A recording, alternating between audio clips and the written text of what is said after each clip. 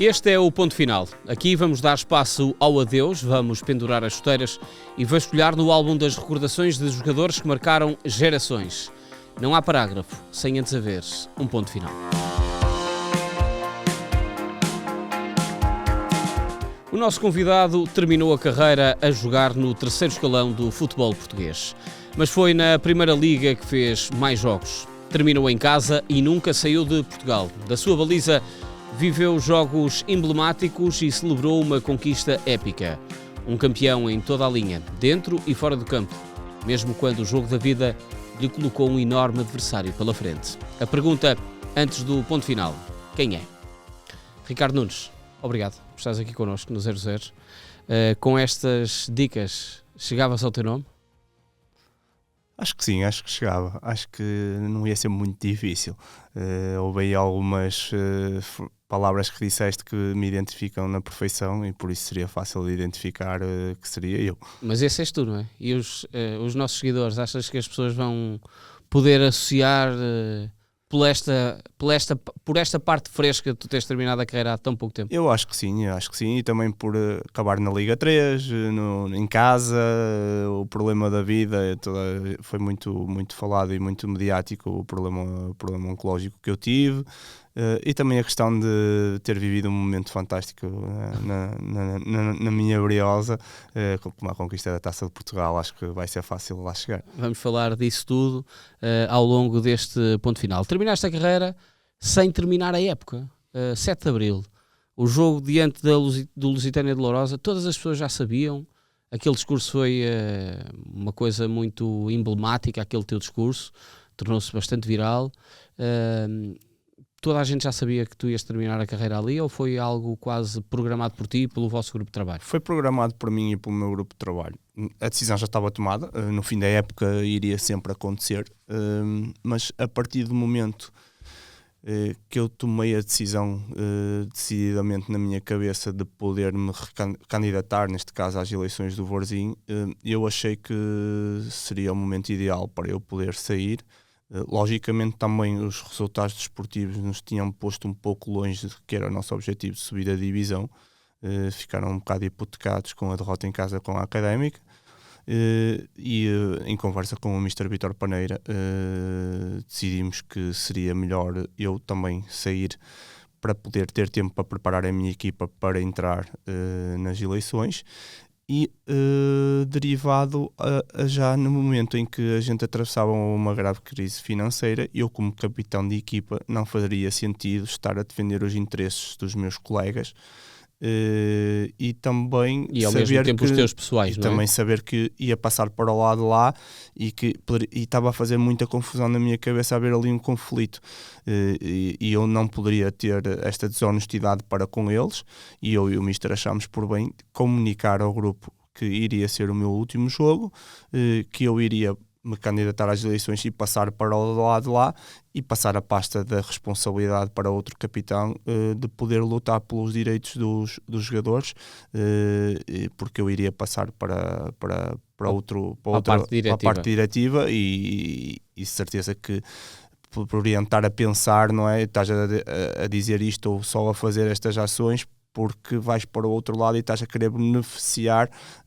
a tua parte e não a olhar pela nossa. E eu, para evitar isso e achar que podia gerar ali alguma confusão, achei por melhor terminar naquele momento, e tudo junto, estes motivos que eu te disse, levaram à decisão de ser o último jogo com o Lourosa e de podermos fazer a despedida em casa, porque era assim que tinha que ser perante a minha massa adepta. Percebeu-se que, sendo tudo isso programado, que às vezes possa custar menos. Mas custou? Sim, claro que custa sempre, mas como já venho vindo a dizer, quando as coisas são bem resolvidas, bem estruturadas, bem decididas na nossa cabeça, custa muito menos. porque já vamos estando mentalizados com o tempo de que as coisas vão ser assim e vai ter que acabar um dia, não é? E tens 41 anos. Claro, e acho que se fosse uma questão abrupta de uma lesão ou de uma situação em que eu não arranjasse clube ou não me identificasse com aquilo que me tinha aparecido para os projetos de continuar, acho que seria uma decisão mais difícil e iria custar mais. Agora, quando as coisas já estão completamente planeadas, quando já tenho uma longa carreira, acho que tudo estava resolvido na minha cabeça e custa sempre, mas custa menos. Nesta fase já sentes falta do treino? Ou o que tu tens na tua cabeça ocupa-te demasiado tempo para te preocupares em calçar as luvas e a ir à baliza? Ocupa-me demasiado tempo, confesso, porque isto de me candidatar às eleições é um trabalho árduo de ter que arranjar uma equipa que eu acho que seja competente para poder me rodear de pessoas que me possam ajudar a conseguir ter sucesso no próximo projeto. Agora, confesso também que o treino já era uma coisa que me estava a cansar mentalmente. Eu adoro o jogo, adoro competir, adoro sentir aquele nervosinho miudinho que se sente antes dos jogos, essa adrenalina. Disso sim eu sinto falta. Dos treinos confesso que já estava a ficar um pouco cansado e um pouco saturado mentalmente quando acordava de manhã. Por isso tenho mais saudade do próprio dia do jogo e da competição. Mas isso, a saturação, no teu entender, prende-se com também essa ideia de que este vai ser o meu último ano? Prende-se com o ser muitos anos, o ser sempre a mesma coisa? Sim, torna-se por se ter tornado uma rotina e acho que quando se sente que se está a chegar ao final, a gente acaba sempre por se desleixar ou por se desligar mais um pouco. No fundo, a meta já estava tomada, a decisão já estava tomada e nunca mais chega, não é? E outra coisa é, quando chegas a esta idade, já não estás a evoluir, só estás a treinar para não perder faculdades. E então isso já não é tão motivante, entre aspas, não é? Logicamente que o futebol é uma paixão, continuo a ter essa paixão, mas acho que foi o momento ideal porque, como se costuma dizer, tudo tem o seu limite e eu já estava no meu limite, principalmente a nível de treino,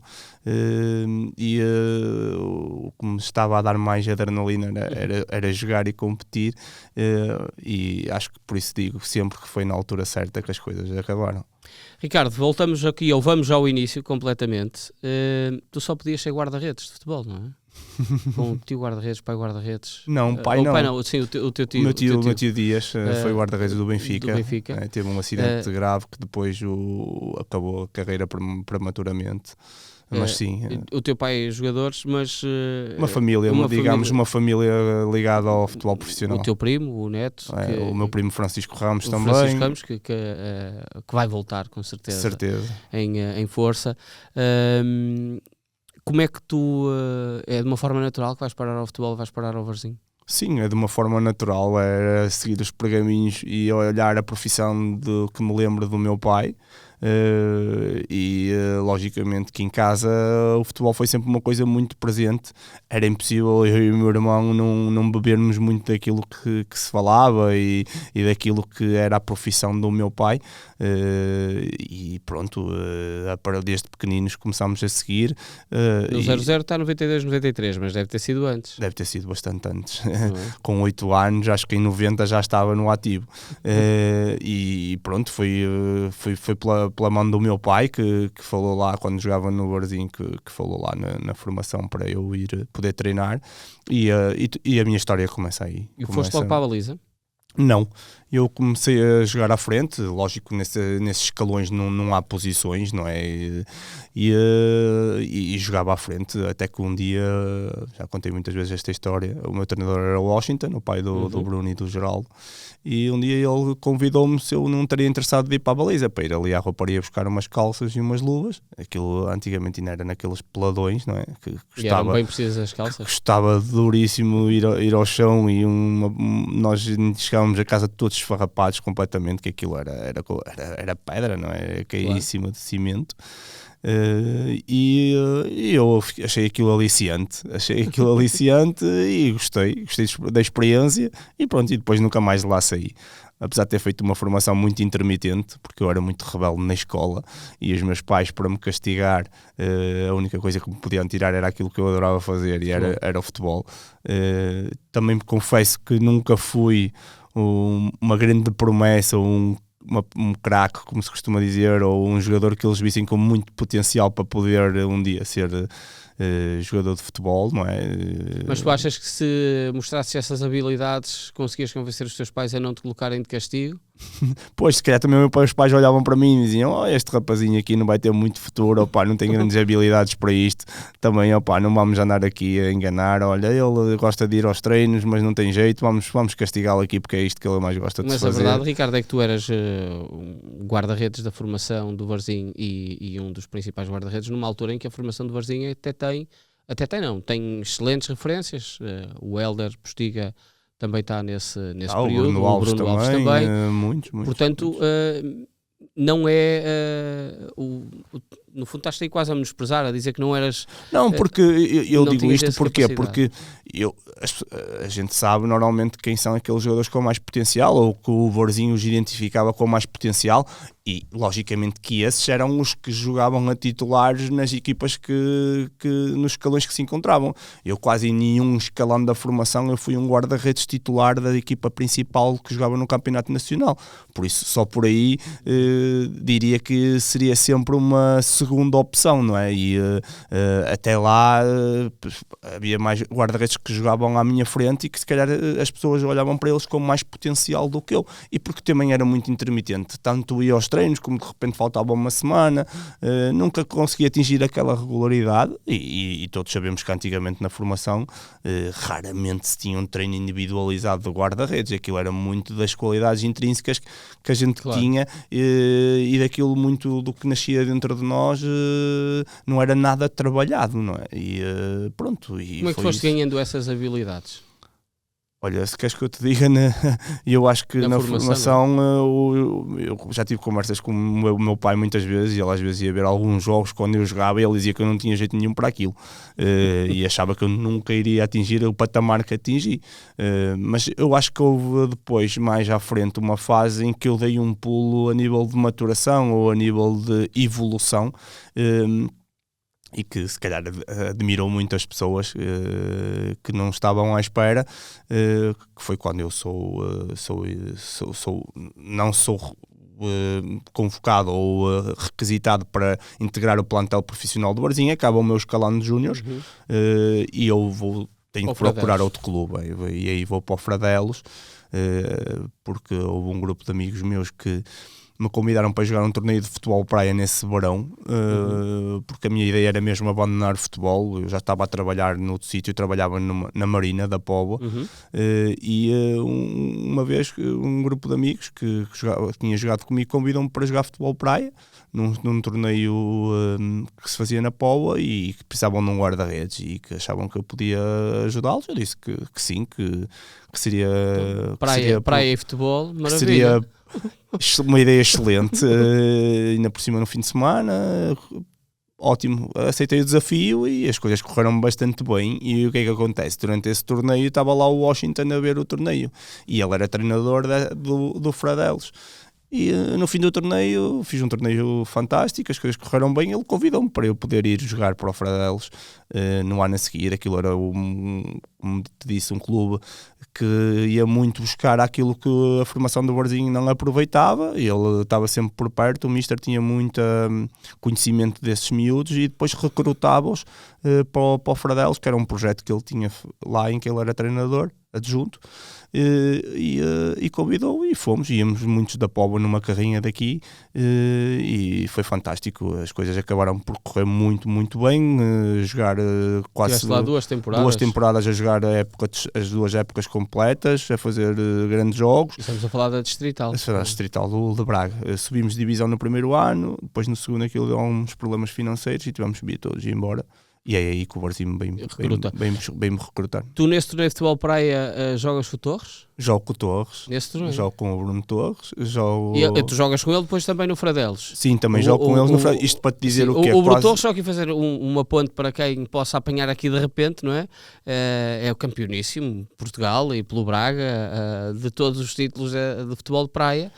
E que jogava futebol, mas também jogava futebol praia nesse torneio. Certo, e eu já conheço o Torres desde a infância, e então, para tu veres, o Torres também começou na formação do Varzim a jogar futebol 11, foi para o futebol praia e começa o futebol praia nesses torneios que eu fui convidado. Sim. E depois também vai para o Fradelos, porque também foi aproveitado pelo Washington, porque aquilo era ali um grupo de amigos e dos filhos dele também, e a gente conhecia-se todos já da formação, e então ele levava-nos para lá. Depois o Torres acabou por deixar o futebol 11 e decididamente dedicar-se ao futebol praia, e ainda bem que assim foi, porque fez uma fantástica carreira, não é? E nós continuamos no futebol 11, ainda bem também. Sim. E é curioso tu falares da parte do futebol praia, porque efetivamente na Póvoa nessa altura era muito presente, e hoje em dia se calhar até é algo que, se tu vis um jogador profissional a jogar ali, vocês não eram profissionais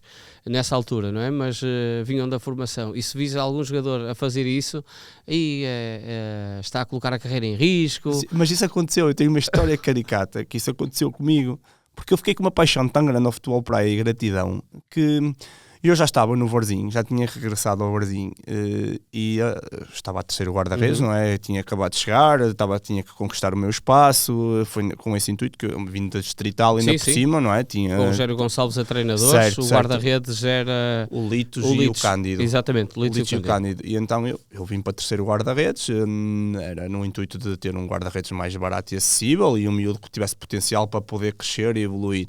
E pronto, e eu nesse ano, o que é que acontece? Sou convidado para entrar num torneio de futebol praia pelo Futebol Clube do Porto, com esse grupo de amigos. E eu, com a minha inocência da minha juventude, vamos lá, se calhar o Varzim nunca vai saber que eu vou, é um torneio de amigos, não vai ter mediatismo nenhum e tal, e não sei o quê, e pronto, vamos, eu concordo plenamente com isso, e fomos. E jogámos pelo Porto. O que é que acontece? Vamos à final, e a final transmitida no Canal 2 em direto. O que é que acontece? É pré-época, isso foi no domingo, a pré-época começava na segunda-feira. Eu chego ao Varzim, ganhámos, fomos campeões, fui considerado o melhor guarda-redes, trouxe o prémio, foi fantástico. Cheguei ao autocarro para entrar, íamos para estágio para o FIR, para Fão. O treinador chama por mim e diz-me que eu vou ficar esta semana de castigo. Que o clube decidiu, porque eu tinha um contrato assinado com o clube e não posso representar outro clube noutra modalidade, porque sou profissional de futebol. E pronto, tive que cumprir aquela semana de castigo. A chorar e tudo, super triste, mas pronto. Deu para aprender. Deu para aprender que isso não se pode acontecer. E naquela altura a irracionalidade que tínhamos e a juventude levávamos a cometer esses erros, mas fica a experiência que foi fantástica. Ricardo, tu estás nesse período no Varzim durante bastante tempo e a conquistar sempre o teu lugar. E isso era algo que para ti, de alguma forma, podia ser confortável, na ótica até de que na formação já tinhas passado por isso.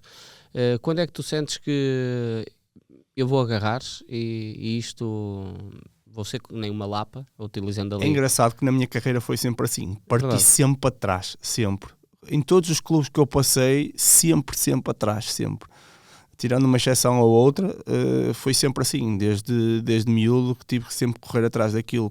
Tudo que conquistei foi a pulso, foi com muito sacrifício, com muito trabalho, com muita crença. E no Varzim foi assim. Mas lembras-te especificamente quando é que foi a altura de que eu vou conseguir lembro perfeitamente. Pronto, eu já me tinha estreado, os treinadores na altura punham-me sempre em 2, 3 jogos do fim, quando as coisas já estavam resolvidas. Metiam-me a jogar para realmente ver como é que eu estava a nível de potencial e tudo. Pronto, e as coisas corriam-me satisfatoriamente.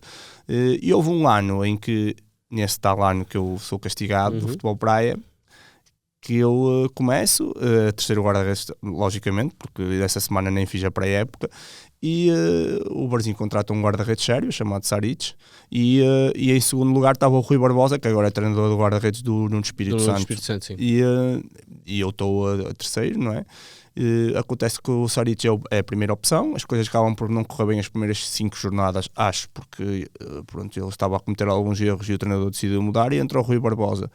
E depois o Rui Barbosa faz mais 2 ou 3 jogos e lesiona-se gravemente numa entorse num jogo, e só sobrava a opção do Ricardo ou de voltar a pôr o Saric na baliza. Pronto, o Horácio Gonçalves, o treinador na altura, decidiu apostar em mim, e eu correspondi às expectativas, e depois a partir daí nunca mais larguei o meu lugar.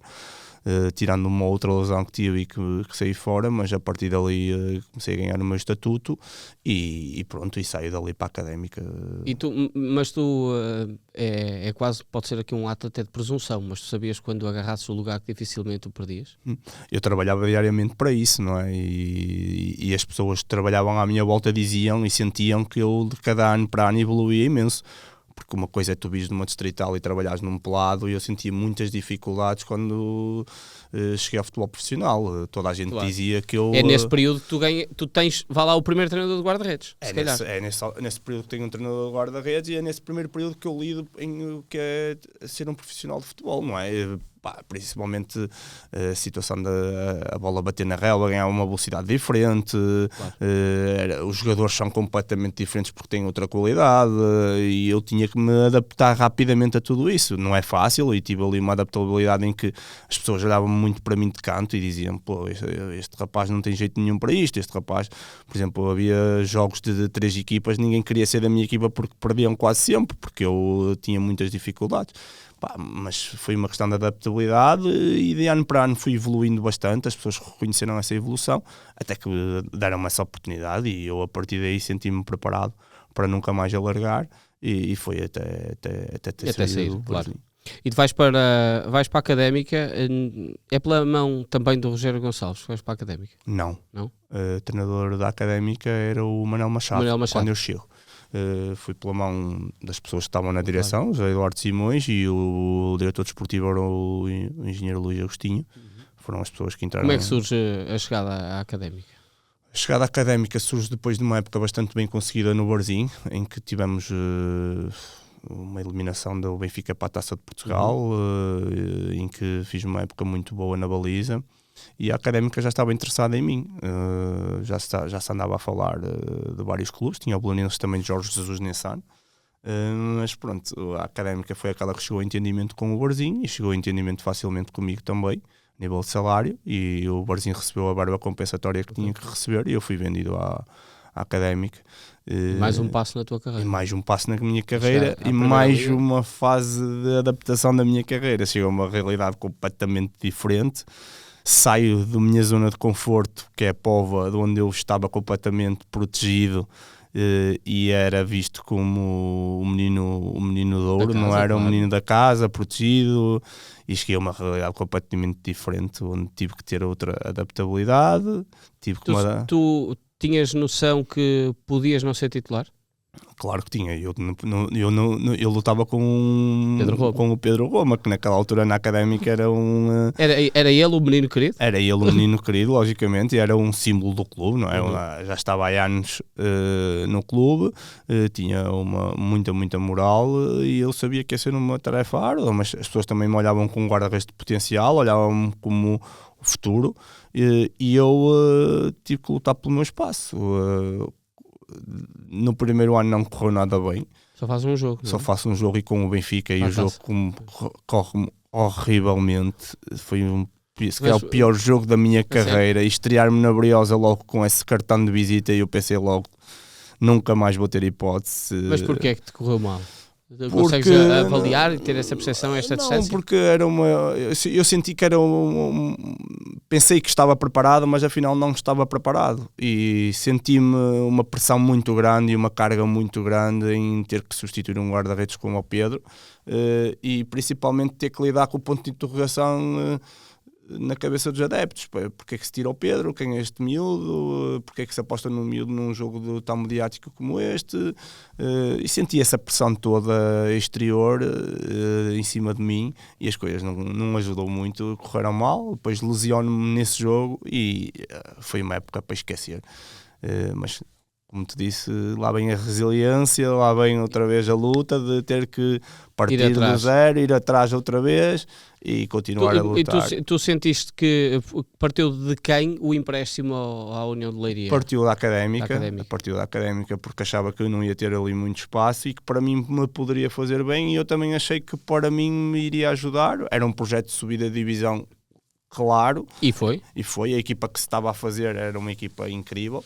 As pessoas contactaram-me para poder fazer parte dessa equipa e eu falei com o meu empresário e achámos que também seria o melhor para mim, visto que ia ter pouco espaço em Coimbra para jogar. Se calhar era melhor dar um passo atrás para depois poder dar dois à frente, e ainda bem que tomei essa decisão, porque as coisas acabaram por me correr muito bem. Não no início, porque o que é que acontece? O Fernando também era um guarda-redes muito emblemático. Um guarda-redes e fantástico, excelente, como depois vai para o Brasil e faz a carreira que faz.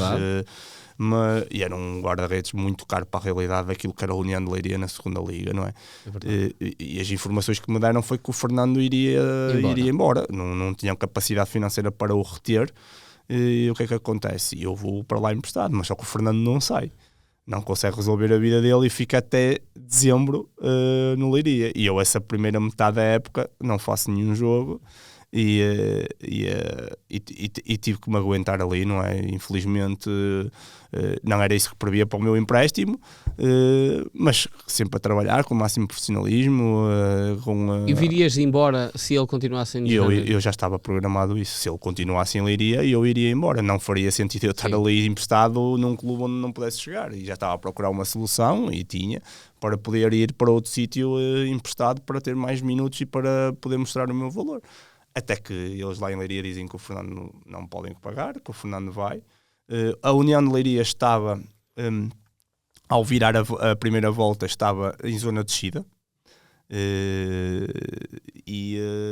Nós da zona de descida, na segunda volta, acabámos por subir. Fizemos uma segunda volta incrível e acabámos por subir. Acabei por iniciar a começar a jogar quando o Fernando foi embora. E acabei a época em grande e regresso à Briosa. Sim. Regresso à Briosa com o estatuto de ter subido a União de Leiria e ter feito uma meia época fantástica. E tens essa subida e esse festejo, acabas por não ter o título, porque o título é do Olhanense. É do Olhanense, do Jorge Costa. Do Jorge Costa, que é campeão. Mudas à 15ª jornada e a partir daí começas a ser titulares. Estava-me a tentar lembrar do jogo de cor, mas tu lembras ou não? Qual? O primeiro jogo que eu faço é com o Beira-Mar. Exatamente. E mesmo esse 2-1, se não me engano, 2-1, o resultado. Sim, senhor. Ganhámos 2-1. Foi aí o jogo que começa a reviravolta. É interessantíssimo isto, Ricardo. Todas as pessoas que sentem aí têm uma memória fabulosa. Tu lembras de quase tudo da tua carreira? Quase tudo. É muito difícil. Resultados, momentos menos bons, momentos bons, colegas de equipa. Eu acho que quase tudo, treinadores, staff, quase pessoas que trabalhavam comigo. Posso-me lembrar de uma outra data, mas de jogos... Mesmo mudando de pessoas, quase... Sempre. É muito difícil neste mundo. Até porque regressaste à Académica e há uma época que tens 3 treinadores. É uma época que tenho 3 treinadores, que é o Rogério Gonçalves, aquele treinador... Tens o Jorge Costa, o Zé Guilherme e o Ulisses Moraes. É isso mesmo, Jorge Costa, o Zé Guilherme, mas quando eu regresso...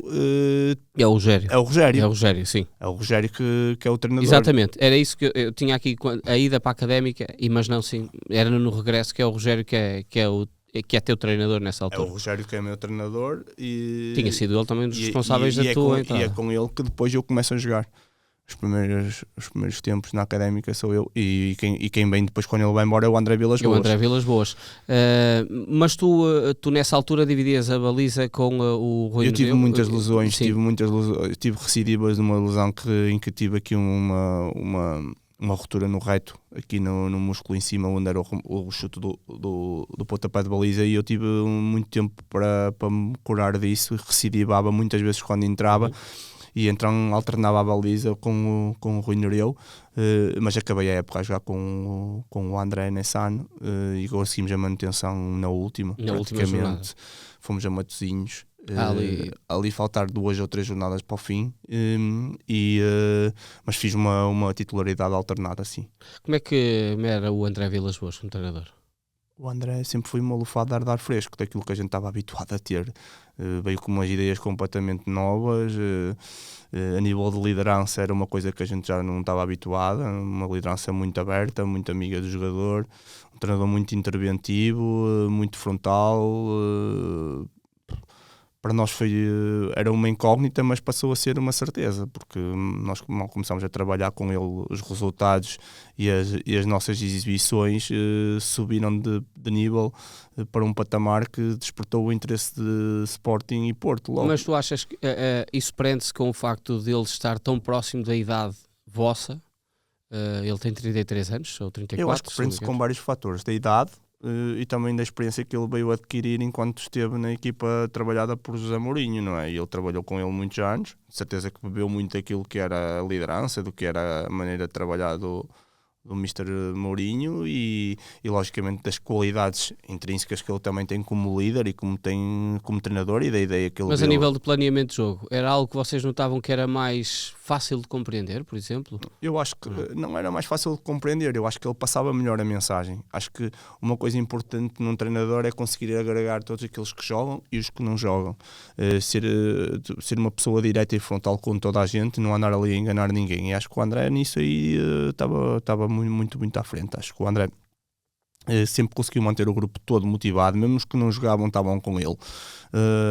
O nível exibicional, a maneira que ele trabalhava, os treinos eram muito apelativos e eram muito diferentes daquilo que era o estilo que estávamos habituados, e isso também nos motivava muito. E a liderança dele, era um treinador que nos treinos estava sempre muito interventivo. Ele dizia que o jogador português funciona muito pelo berro, porque diz que o jogador, se tiver a ser sempre alimentado com feedbacks positivos, o jogador rende muito mais num treino. Ele até dizia que dava cabo de uma caixa de Halls, mentalitos, porque arrebentava com a voz de tanto estar ali a motivar os jogadores e estar ali perto e a dar feedbacks, que conseguia ter um nível de treino muito mais elevado. E ele dizia que tinha passado em Inglaterra, em Itália, e não acontecia nada disso. O próprio jogador já ia para um treino com um nível elevado, mas o jogador português não, precisava desse mimo, desse carinho, para poder render muito mais e para ele tirar partido melhor do treino. E então andava sempre a falar. É mito, verdade ou lenda a história dele pagar a um taxista para ir buscar o cartão de cidadão? É verdade, isso é uma história incrível. Foi uma história incrível. Íamos jogar à Madeira e eu fazia barco, entre aspas, de transporte com o Pedrinho, que jogou comigo, é da Póvoa, jogou comigo no barzinho, e fomos os dois para Coimbra. E então era a vez do Pedrinho de levar o carro. O que é que acontece? Eu tinha sempre a minha carteira com os meus documentos dentro do meu carro. Mas como fui no carro dele, não me lembrei que tinha que levar a minha carteira para levar o bilhete de identidade. E então já estávamos a passar a Vila Franca de Xira, parávamos no Lusíria para almoçar, num hotel. E então o diretor técnico pediu os documentos para dar para tirar os passaportes. Ele ia à frente para tirar os passaportes, fazer o check-in no avião. E então ele veio à minha beira: Ricardo, o bilhete de identidade, eu já tínhamos ali acabado quase de almoçar, ou íamos iniciar, ele já vou para o aeroporto, que assim quando vocês chegarem é só embarcar. E eu fui aos bolsos e tal, e tipo, esqueci-me do meu bilhete de identidade, meu. E eu fui falar com o Mister, olha pá, eu esqueci-me do meu bilhete de identidade e tal, e não sei o quê. E ele, pá, liga para casa e pede ao teu pai para te pôr um bilhete de identidade num táxi, para vir aqui ter, e eu pago o táxi, não há problema absolutamente nenhum. E pronto, e assim foi. E o táxi veio, demorou algum tempo, não é? Tivemos 3 horas, fazer ali, 3 horas e meia. Tivemos que atrasar um bocadinho, mas as coisas acabaram por se resolver, opá, e fico eternamente grato ao Mister por esse favor. Não sabes qual foi o valor? Não faço a mínima ideia, mas foi ele que o assumiu. Deve ter sido um bocado alto. Não, deve ter sido. Ele depois sai para o Futebol Clube do Porto e entra é quando depois entra essa tripla de treinadores, o Jorge Costa, o Ulisses e também o José Guilherme, e tu não tens esta regularidade muito por culpa das lesões? Muito por culpa das lesões, e depois nesse ano porque a Académica, derivada à minha irregularidade, foi contratar o PZ, a Naval, que vinha feito épocas consecutivas muito boas. E mais uma vez o Ricardo teve que continuar a lutar pelo seu espaço e a trabalhar. Nesse ano praticamente não tive oportunidades, joguei só se calhar a Taça da Liga ou Taça de Portugal e pouco mais, muito pouco. E sim, porque também o PSV... Isso desiludia-te, Ricardo, de alguma forma?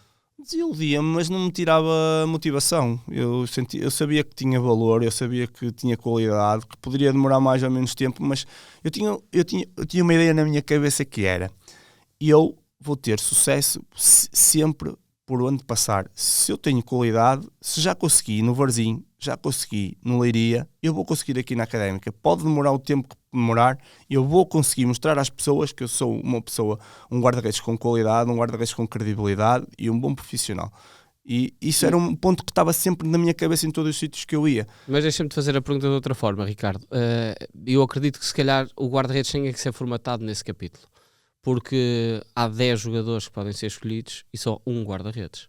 E, portanto, mentalmente, vocês têm que, no fundo, preparar-se de que eu sei que se não jogares, não posso ficar desiludido por isso e tenho que demonstrar do outro lado, ou então ir embora. Claro, eu também não foi só por demérito, não foi só por demérito meu. Obviamente. Também o PSV teve muito mérito, naturalmente, porque também era um excelente guarda-redes e também fez uma época bastante regular. Mas o ponto de tu pensares, eu tenho que ir embora, nunca se colocou na cabeça, porque para ti podia ser um facilitismo. Sim, colocou-se sempre quando foi a questão do empréstimo, porque eu achava que era mesmo o melhor para mim, se não ia ter espaço. E depois colocou-se também no fim desta época, porque eu acabei o meu contrato com a Académica. Sim. E ao acabar o meu contrato com a Académica, eu pensei assim: tenho aqui o PZ, eu se calhar vou jogar, se ele mantiver o nível que tenho, eu vou continuar a jogar muito pouco. Se calhar estou a custo zero, é a melhor altura de eu procurar uma solução para a minha carreira, ou de tentar chegar a um entendimento com outro clube e tentar mostrar o meu valor. Só que o que é que acontece? Nesse ano entra o Pedro Emanuel. Entra o Pedro Emanuel e o Pedro Emanuel tem uma conversa com o meu empresário em que diz que que quer renovar comigo.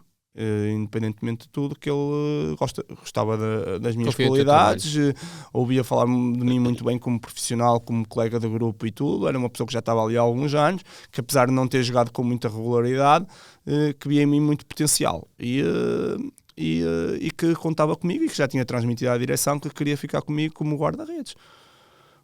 E essas palavras também me deram algum conforto e alguma motivação para poder ficar, mesmo tendo o PZ, tendo a motivação extra do treinador a dizer que iria olhar para mim com outros olhos, que ia ter que esperar pelo meu lugar, mas que se surgisse uma oportunidade que me daria, isso levou-me com que eu pensasse duas vezes e pronto, e decidi renovar na Académica e renovo por mais 3 anos.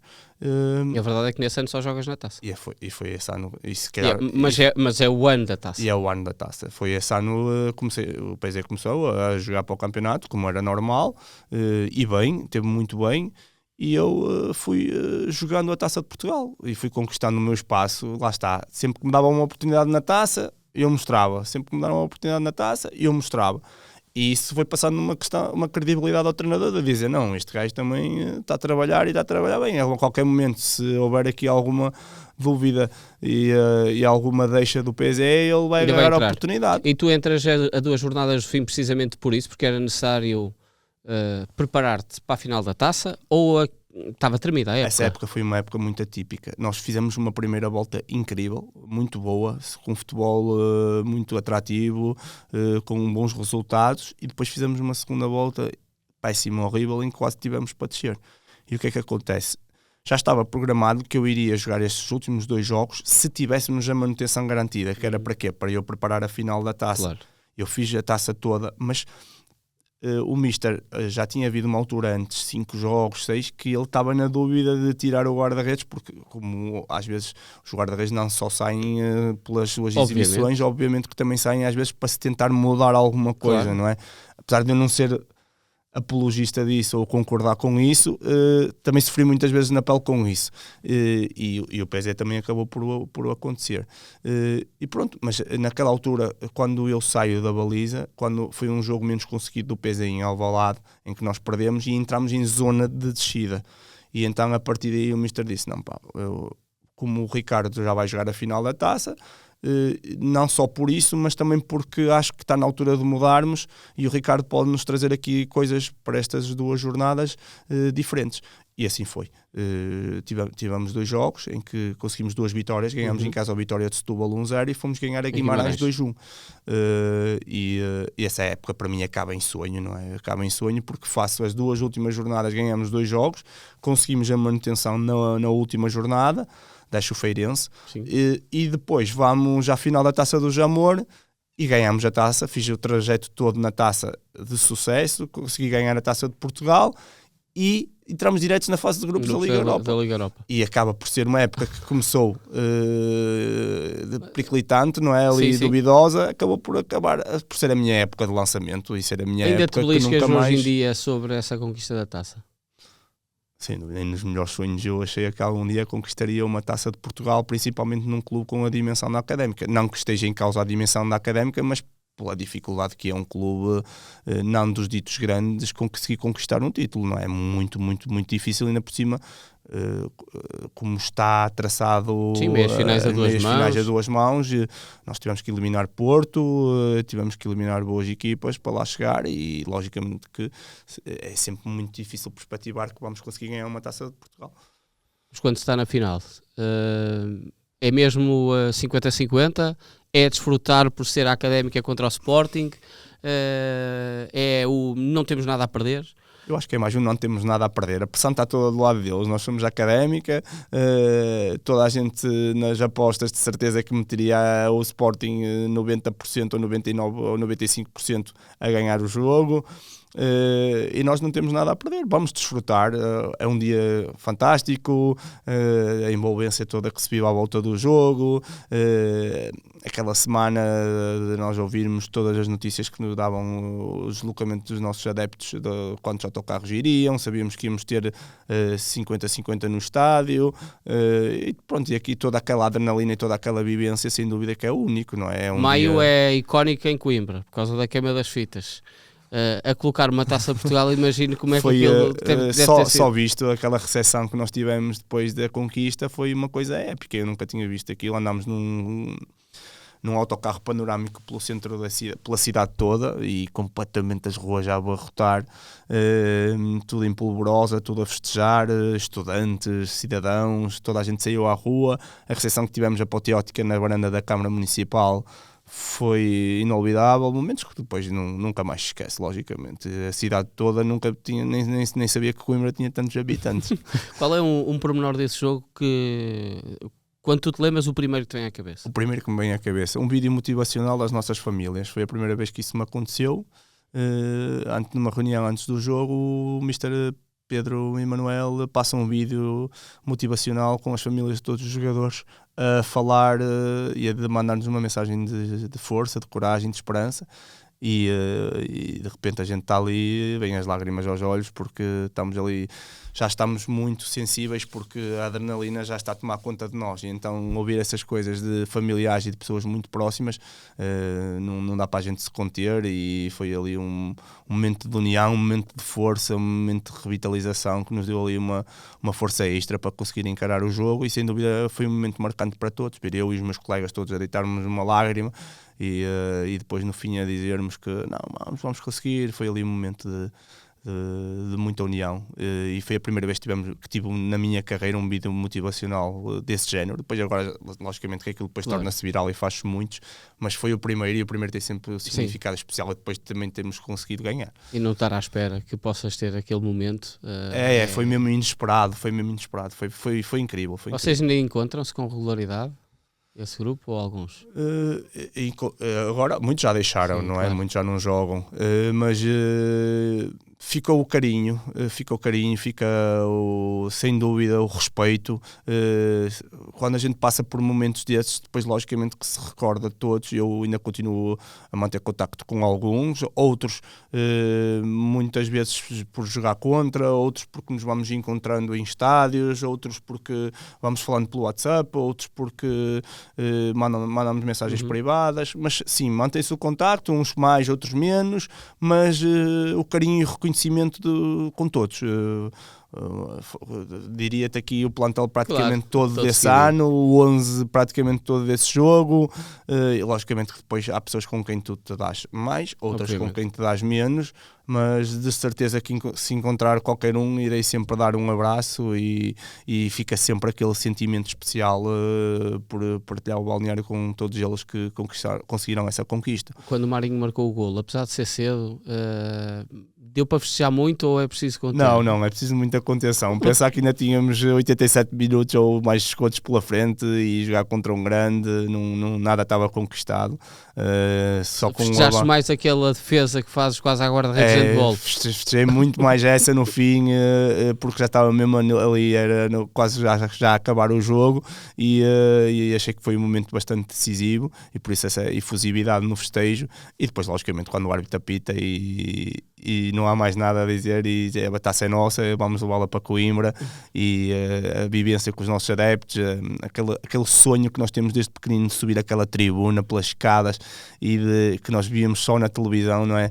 De receber a taça pelo Presidente da República e levantar aquilo perante os nossos adeptos é um sentimento único.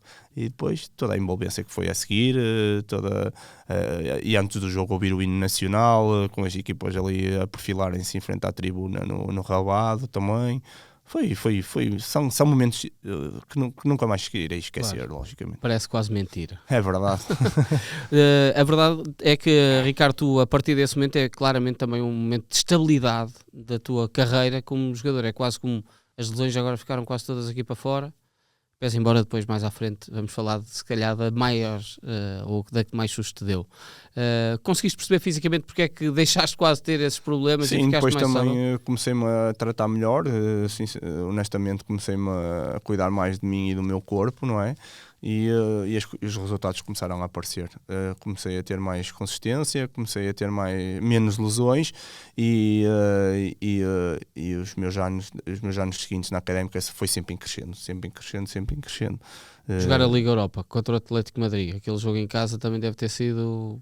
Sem dúvida. E só a experiência de poder jogar a Liga Europa, ainda por cima, logo diretamente de fase de grupos. Claro. E com a Académica, não é? E com a Académica, não é? Tipo, foi muito bom, foi uma experiência fantástica.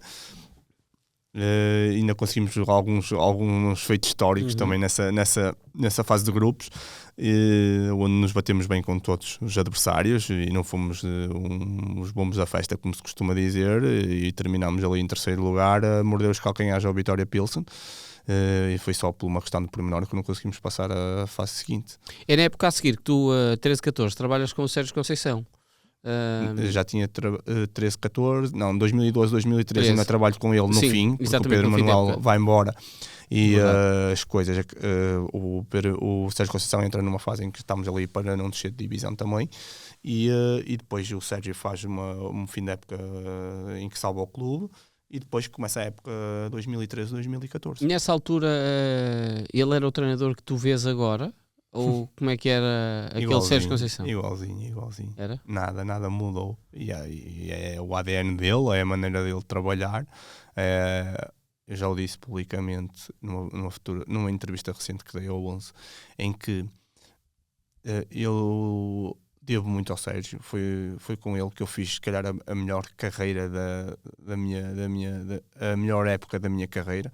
É um treinador exigente. É um treinador que exige a nós, mas também exige muito dele mesmo. É um treinador que mete sempre as expectativas bastante altas, que para ele a palavra derrota não pode existir. E é um treinador exigente com o profissionalismo e com a dedicação dos seus atletas.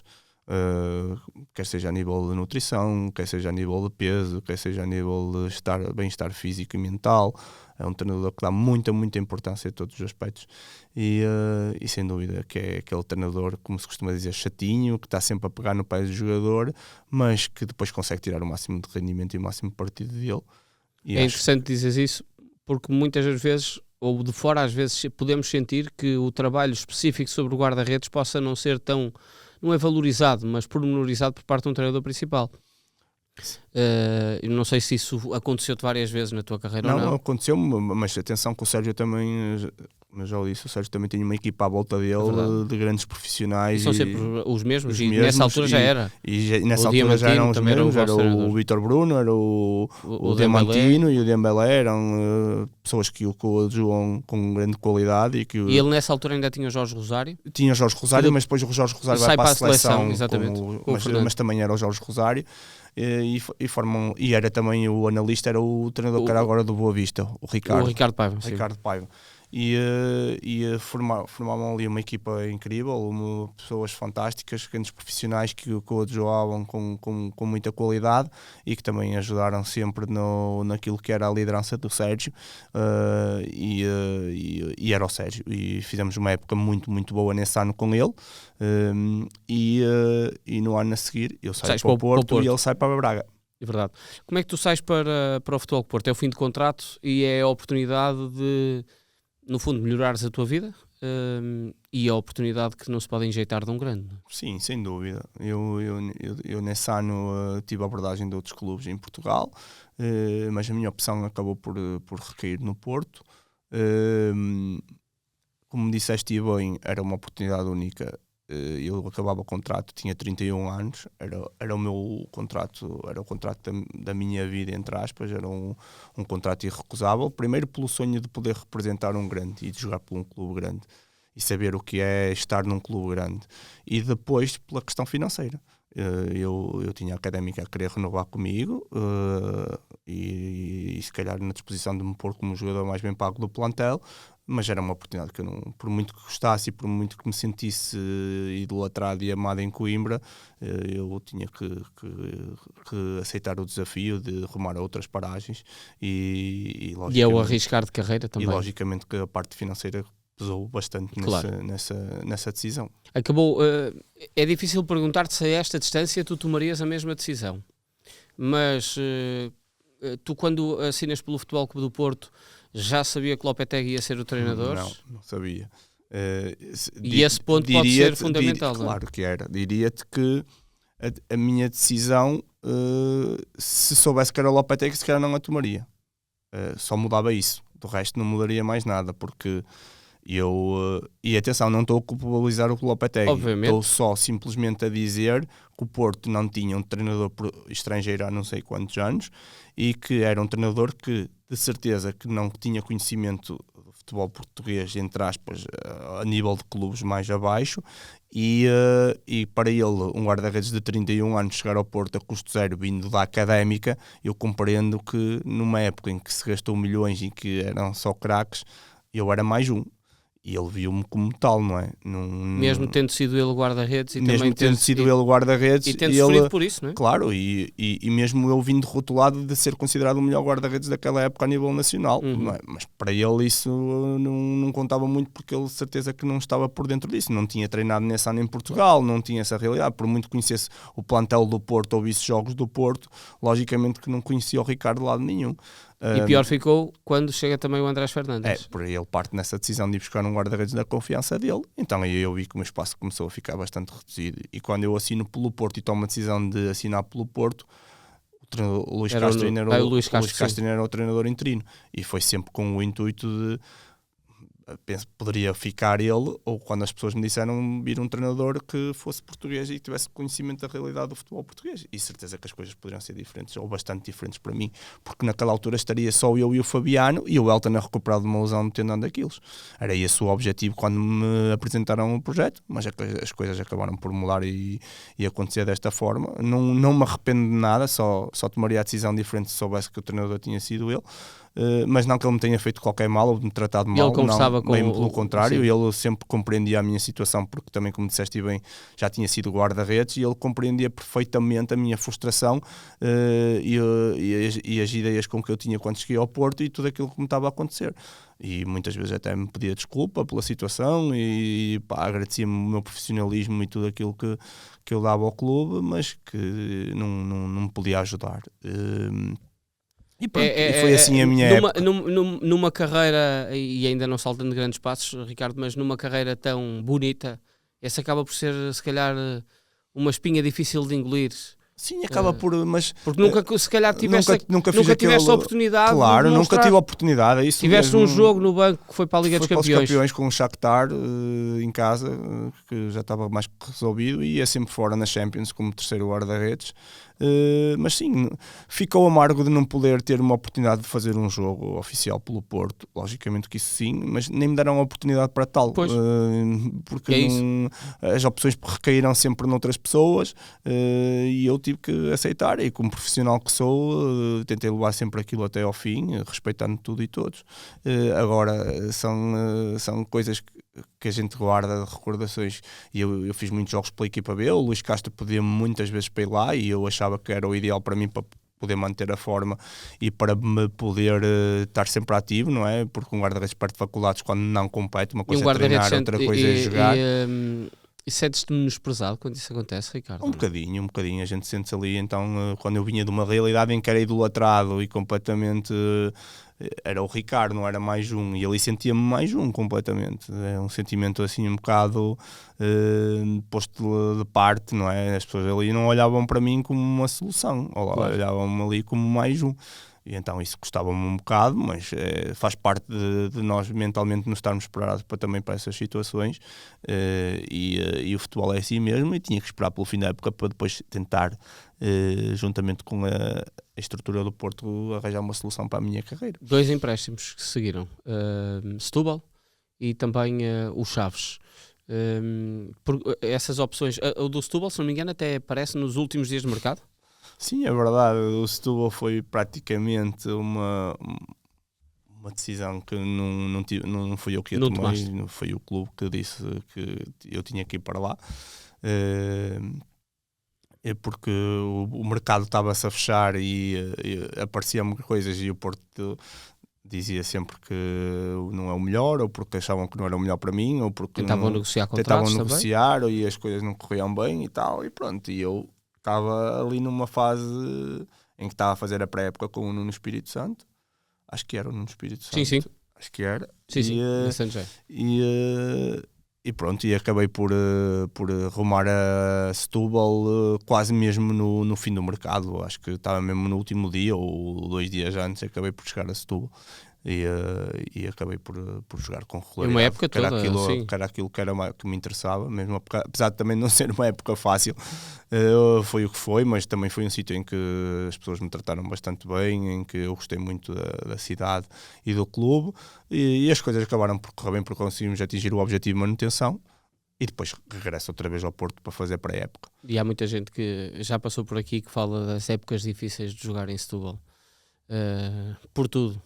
Tu serias um jogador emprestado e possivelmente podias não ter problemas, claro, mas com financeiros. Mas eu também deixei bem explícito que quando o Setúbal o Vitória já estava a atravessar essa dificuldade, e deixei bem explícito quando fui negociar contrato que quem me pagava o salário tinha que ser o Porto, para não sofrer esses constrangimentos que eram muito típicos no plantel. E houve muita gente a ter isso. Tu regressas ao Porto para fazer a pré-época, já a saber que não vais ter espaço, que vais ser novamente emprestado? Eu nem estava a prever fazer pré-época, simplesmente estava de férias e ligaram-me a dizer: olha, tens de te apresentar e vais fazer aqui a pré-época no Futebol Clube do Porto, e depois vamos ver o que é que vai acontecer.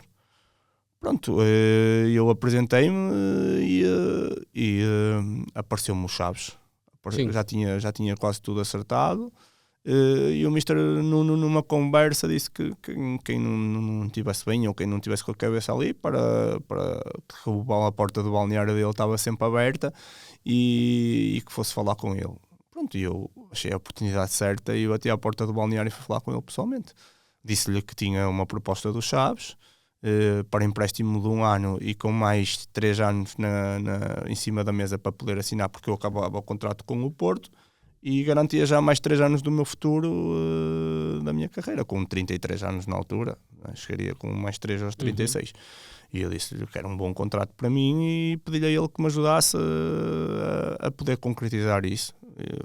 Primeira Liga, o Chaves tinha subido de divisão, um bom projeto, as pessoas queriam-me muito, eu sentia isso, sentia que as pessoas me queriam muito lá. E era o Luís Castro? Não, Ainda não era o Jorge Luís Simão. Castro. Jorge Simão, Jorge exatamente. Simão. Jorge Simão, e termina a época o Ricardo Jorge Soares. Simão termina a época o Ricardo Soares, porque o Jorge Simão sai para Braga Para também. Braga, exatamente. E pronto, e foi isso que aconteceu. As pessoas queriam muito, fizeram de tudo e mais alguma coisa para eu ir para lá. Senti-me muito acarinhado, muito apoiado. Quando tu sentes que as pessoas te querem muito, isso é gratificante. E pronto, tive essa conversa com o Nuno e ele ajudou-me a conseguir resolver o problema de poder sair do Porto, e foi assim que aconteceu. Saio do Porto nesse ano, assino um contrato de empréstimo de 1 ano e depois fica a promessa. E na mesma com o Futebol contrato, Porto a pagar-te o contrato, ou ali já depois tinha passado para os Chaves? Ali já tinha, acho acordo. que já tinham chegado a um acordo os dois, mas receberia sempre pelo Porto. E depois o resto, os outros 3 anos, ficaram dentro da gaveta um contrato em que já tinha a promessa de assinar mais 3 anos. E quando tu tens esse fim de empréstimo, de alguma forma tu pensaste, Ricardo, porque é na época assim que chega o Sérgio Conceição ao Futebol Clube do Porto? Tu alguma vez pensaste, agora saí dali e está o homem ali novamente? Mas já era o destino, outros tempos, já tinham passado 3, 4 anos de eu ter apanhado. Ele também já tinha tido outra experiência. Ele já tinha tido outras experiências, eu já estava 4 anos mais velho, por isso foi o que foi, não penso muito nisso. Se calhar se eu tivesse apanhado, em vez de ele ir para Braga, ia para o Porto, e quando eu saí da Académica, se saísse com ele, eu acredito que as coisas pudessem ser completamente diferentes, porque ele via-me como um grande profissional, um guarda-redes com muita capacidade e com qualidade, e ter certeza que pelo menos uma oportunidade... E era uma transição idêntica? Claro, eu iria ter alguma oportunidade de poder, até podia nem começar, porque se calhar no patamar Porto ele queria um guarda-redes com outra estaleca, mas de certeza que alguma oportunidade de jogar um jogo eu iria ter, ou iriam-me ver com outros olhos. Mas pronto, é o que é, não guardo rancor nenhum de ninguém, simplesmente estou grato ao Porto por tudo aquilo que me deu, sempre fui bem tratado, tenho relações de amizade com muita gente que ainda lá trabalha, principalmente com o presidente, por isso a vida seguiu, cada um seguiu o seu caminho, e tudo bem. Tu fazes depois ali várias épocas no Desportivo de Chaves, tranquilas, foi um clube que te satisfez, é um clube distante, mas é um clube que gosta de agregar. É um clube que gosta de agregar, com uma massa associativa também muito fervorosa e muito específica, não é? Que eles identificam como os valentes transmontanos, que representam uma região, como é que é de dizer, uma região de Portugal um pouco sofrida pelo clima, pela distância, onde as pessoas são pessoas de trabalho, humildes, e são esses os valores que identificam. Tu não moravas lá, ias da Póvoa todos os dias. E eu, o primeiro ano, acabei por ir, porque tinha lá jogadores que também jogavam aqui e conseguíamos fazer ali um grupinho, e juntávamos, era eu, Pedro Queiroz, o Rafael Lopes e o Nuno André Coelho. Já estávamos 4, fazíamos uma semana cada um, e cada um levava o carro, não custava muito, estávamos a 45 minutos, porque a gente treinava em Vila Pouca de Aguiar, é muito mais perto de Chaves, para aí meia hora, e era lá o nosso centro de treinos, e então fazia isso, mas como te disse, gostei muito de lá estar, também fui muito bem tratado. As pessoas que estão à frente do Chaves são pessoas sérias, cumpridoras. O seu Francisco, o presidente da SAD do Chaves, é uma pessoa fantástica, de um qual eu tenho muito carinho e estima, e que sempre me tratou bem a mim e aos meus. E pronto, acabaram por ser 3 épocas, não as 3 de sucesso, porque acabamos por descer 1 ano, mas foram...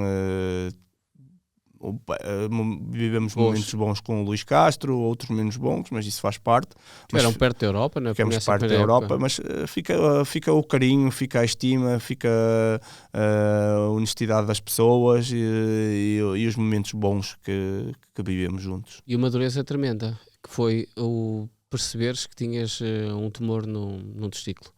Como é que recebeste essa notícia? Como é que te deparaste com esse problema, até para as pessoas perceberem que acontece a qualquer um? Sim, eu andava com um problema numa prostatite, um problema na próstata, mas que não tem nada a ver com a situação que eu tive, e à qual falei com o doutor do clube, e lhe disse que sentia aquilo. Ele aconselhou-me, pronto, então vamos fazer aí uma ecografia para ver como é que está essa inflamação na próstata. E aproveitas e fazes o aparelho urinário todo, fazes aos testículos, fazes já à bexiga, fazes já aos rins e vês. E pronto, doutor, ok, estava equipado às chaves, ia para o jogo, tínhamos jogo a seguir, íamos almoçar, eu fui fazer a ecografia, eram para aí 11 da manhã, lá numa clínica. Pronto, e estou a fazer a ecografia e o médico passa pela próstata, está tudo bem e tal, vai para os testículos e começa ali a parar, a ver e tal. E eu pronto, comecei logo a desconfiar que se poderia passar alguma coisa, não é? Porque quando os médicos costumam estar ali muito tempo num sítio é porque estão ali a ver algo que não é muito normal. E eu fiz-lhe as perguntas normais, doutor, diga-me a verdade, está-se a passar alguma coisa? Ele, estou só aqui a ver uma coisa, isto não é normal.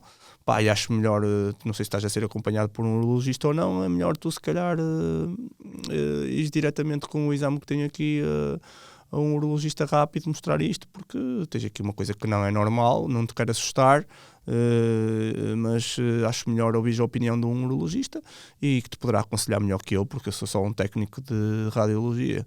Eu, pronto, ok, pronto, ligo para a minha família, ligo para o enfermeiro dos Chaves, que me mete logo a viajar para o São João, para o Porto, em que estava um urologista à minha espera. Passo na Póvoa a buscar a minha esposa, toda a gente já em alvoroço, não é normal, a receber uma notícia delas, eu completamente desesperado, a passar tudo e mais alguma coisa pela cabeça, não é? E pronto, vou ao urologista e aí já saio mais calmo e mais tranquilo.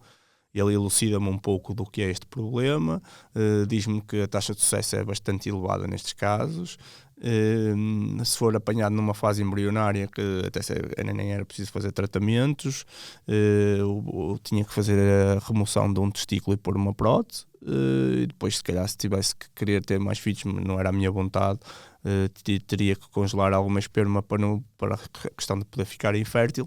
E pronto, fui para o IPO. Fui para o IPO, que tinha lá uma médica da família conhecida que me reencaminhou. Fiz os exames complementares, não estava metastizado para lado nenhum.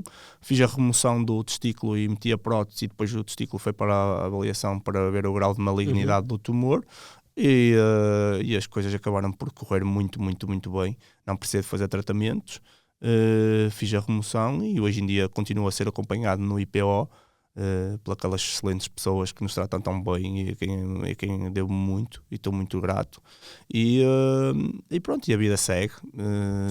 Tu, quando sais do Hospital São João, sais com a clara convicção de que eu vou defender este debate. Eu vou. Vai ser a defesa da minha vida, não tinha dúvidas nenhuma. Já saí dali muito mais tranquilo, muito mais elucidado, muito mais forte psicologicamente para o que aí vinha, agarrando-me sempre à taxa de sucesso, que era muito, claro, muito, muito alta. Agora, logicamente, que se tivesse metastizado para outros sítios, teria que fazer os tratamentos de quimio e de rádio, mas pronto, lá teria eu que ter essa luta, não é? Como muitos tiveram.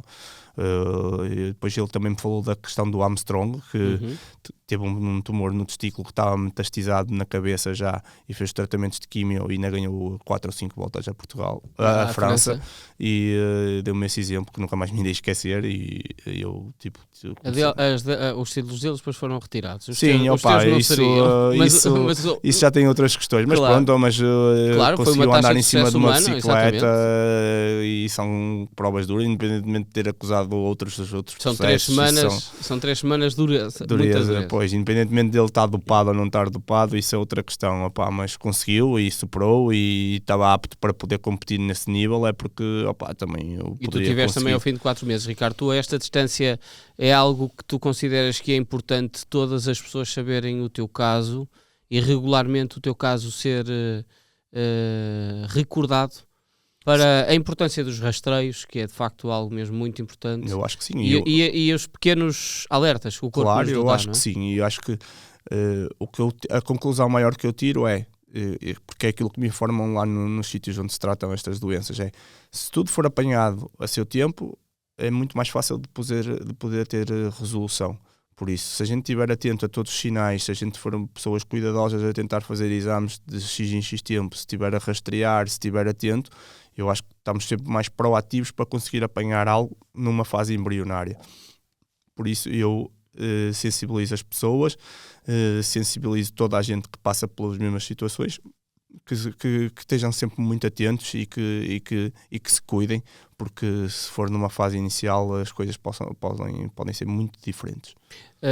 Tu regressas a casa e ao teu varzinho, à tua póvoa, com a pandemia. Foi mesmo a pandemia que te fez regressar àquela paragem abrupta? Não, já estava programado. Eu já sabia que acabava o meu contrato com o Chaves, já tinha sido contactado pelo Varzinho se queria regressar.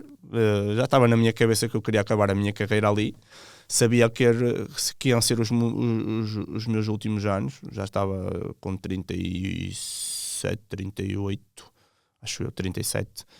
Sabia que ia ser os meus últimos anos de carreira e eu, como já tinha programado na minha cabeça que queria acabar onde tudo começou, por isso só faria sentido acabar ali, e aceitei logo o convite das pessoas que estavam à frente da direção nessa altura e era isso que eu idealizava e foi isso que acabou por acontecer. Alguma mágoa por nunca teres ido para o estrangeiro? Ou não? Não, nenhuma. Acho que as coisas na minha carreira seguiram sempre o caminho que eu lhes quis dar. Tive algumas propostas quando estava no Porto de possíveis empréstimos a clubes da Turquia, mas nunca passaram disso. Também sou uma pessoa muito ligada às minhas raízes, à minha família, não sou uma pessoa de muitas aventuras. Acho que para ser uma coisa de ir para fora tinha que ser uma coisa muito vantajosa financeiramente e que compensasse, e acho que essa proposta irrecusável nunca apareceu. Por isso fui-me conseguindo governar e fazer uma carreira que eu acho que é digna e boa cá dentro. Foi uma carreira feliz, Ricardo? Isso sem dúvida alguma. Feliz para mim por tudo aquilo que consegui atingir. Agora, logicamente, teve momentos bons e momentos menos bons, mas isso faz parte. Quando olhas à distância, imagina-te no topo de uma floresta, na árvore mais alta, e olhas para baixo e vês a tua carreira. Orgulho. É isso que é o mais importante. Orgulho e consciência tranquila.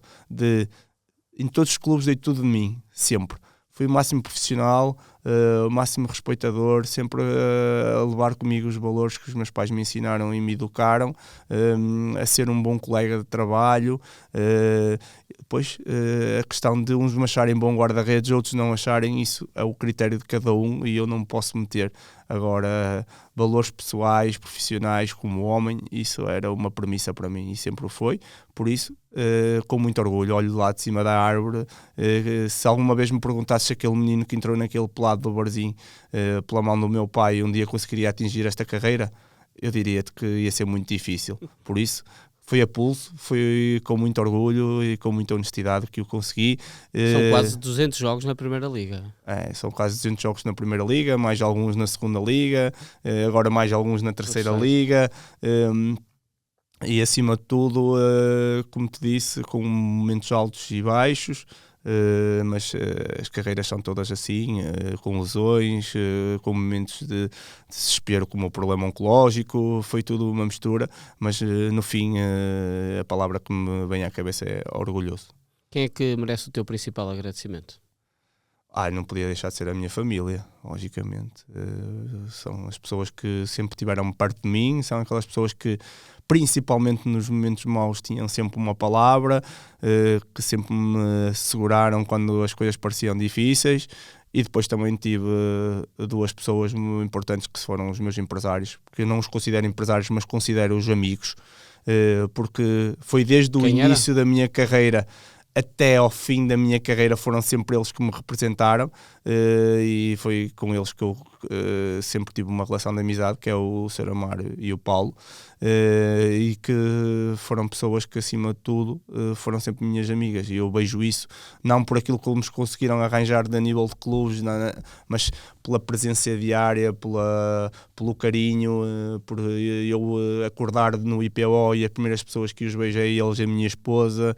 Isso é muito gratificante e muito importante para mim, ter essas pessoas que estiveram sempre do meu lado, e para eles a minha gratidão, e logicamente os meus pais, os meus irmãos, a minha família toda, que sempre foram os maiores adeptos e maiores fãs do Ricardo. Ricardo, para terminar, só nos falta mesmo o 11 da tua vida. No meio de tantos jogadores, tu escolheres o teu 11.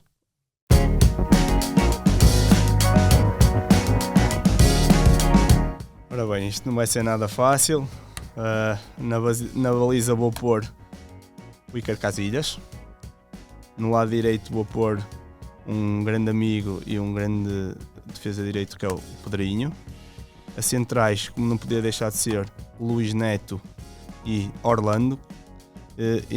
O Orlando, o teu O Orlando, capitão. o meu capitão da Briosa no ano da conquista da Se eu Taça meter de atrás, Portugal. o Iker Casillas, como é que ele era a nível do grupo? Acabei por o apanhar só numa pré-época, mas parecia uma pessoa bastante tranquila, uma pessoa bastante acessível e um excelente guarda-redes. Quando soubeste bem o Iker Casillas, como é que foi? Não acreditava. Achei que aquilo poderia ser uma notícia falsa, mas não. Depois eu acabei por o ver lá, estávamos em estágio na Holanda E ele apareceu. e ele apareceu e pronto, é realmente ele. E depois tive o privilégio de poder conviver com ele aí uns meses e sem dúvida foi uma pessoa que gostei de conhecer e logicamente um ídolo daquela dimensão. Claro. Do lado esquerdo vou pôr o Hélder Cabral, defesa esquerda do Jamor.